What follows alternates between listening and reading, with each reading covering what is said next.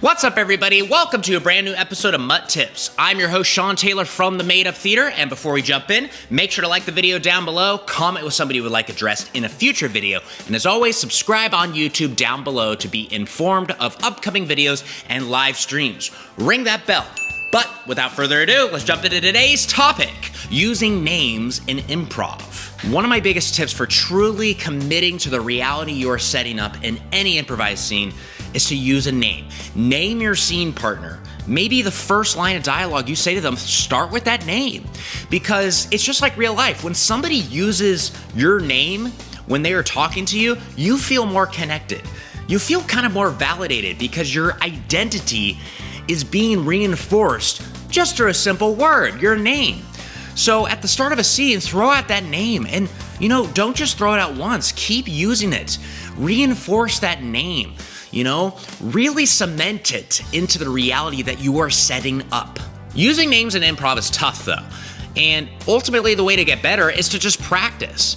By using names more and more, we'll stop defaulting to the more common names that we always use.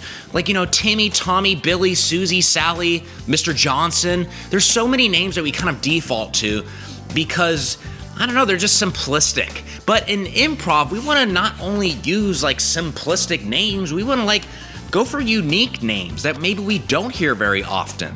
A great way to practice this is through the circle game that I'm going to teach you, where person A in the circle is going to say, my name is name, and this is my relationship name. So they might start by saying, my name is Philip, and this is my brother Tony. And then the person B is going to accept that gift and then pass on a new relationship. Hey, my name is Tony, and this here is my stepsister, Marianne.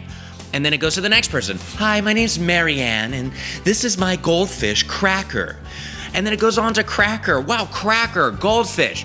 As you play this game, you'll probably start to get into more, bolder names, unique names. The more unique names are, the easier it is to retain them because we get names mixed up because we're using Tommy, Timmy, Tony, all these names that are common.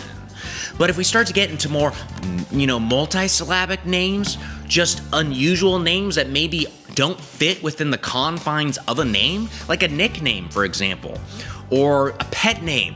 So many different ways we can go about this. Try that game out with your team and see what types of different names come about and maybe ask at the end of the game, what names do you remember? And you'll notice the names that are remembered are the more bolder names, unique names that you have come up with in your group. Before I conclude the video, I want to get into a few quick questions that people ask me a lot of times in regards to names.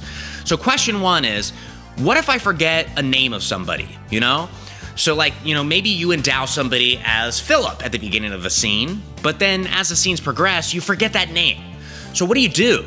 And my recommendation is, screw the name, just remember the relationship that you have with that character. The name is a great starting off point to a relationship, but as the relationship evolves, the name, it's not mandatory anymore. It's great to use. Keep using it if you do remember it, because again, throwing out a name with just an emotional, inflection, like Philip, boom, that's all you need from that line. It says everything, But if you do, forget the name, then I just say drop it. Don't worry about it. Just still keep that emotional attachment to your scene partner. And just because there are some types of media that don't use names. Like there's a movie called Once that's also a musical. In that movie / musical, the main characters don't have names. They're just called guy and girl. And it doesn't matter because their attachment to each other is shown through how they interact, not just with that name. So remain committed to that relationship even if you forget that name. Get it out of your head. Screw it.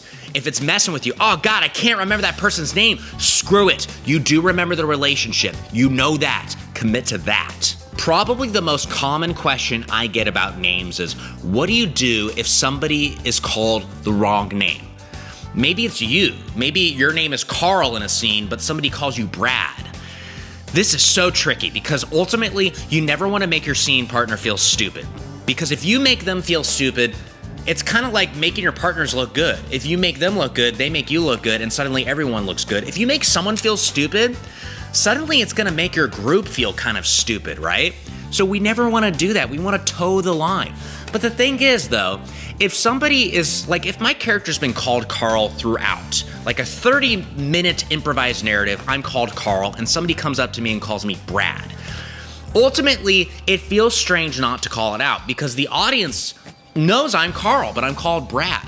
So I think as a character choice, you should call it out. But don't call out the improviser. Call out the character. Because in movies, fiction, that will happen sometimes. Somebody will like call someone the wrong name, and it has a purpose, okay?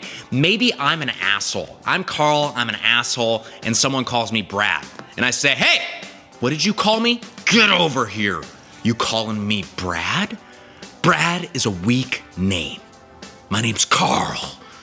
2 syllables, don't forget it. You know, something along those lines. Because now it doesn't feel like, the scene has come to a screeching halt. It feels like more of a deliberate moment. And then if my scene partner catches that, it's like, whoa, okay. But like, they didn't feel like the improviser. Me as the improviser was calling them out. I was calling their character out as a character, okay? We want to make sure these lines are very clearly defined, okay? We don't want to see 2 improvisers on stage calling each other out, but 2 characters on stage calling each other out over a misused name. That's more interesting. We can avoid this though. Use names more.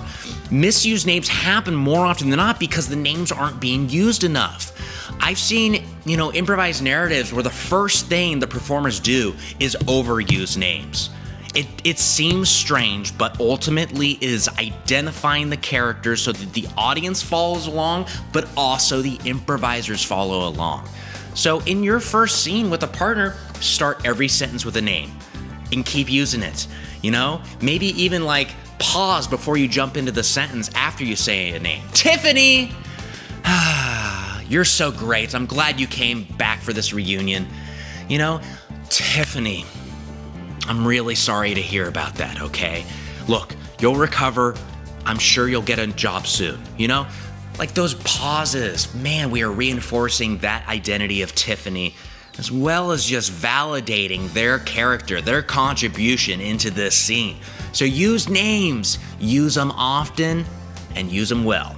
And that concludes this episode of MUT Tips, everybody. Thanks so much for checking it out. I really appreciate it.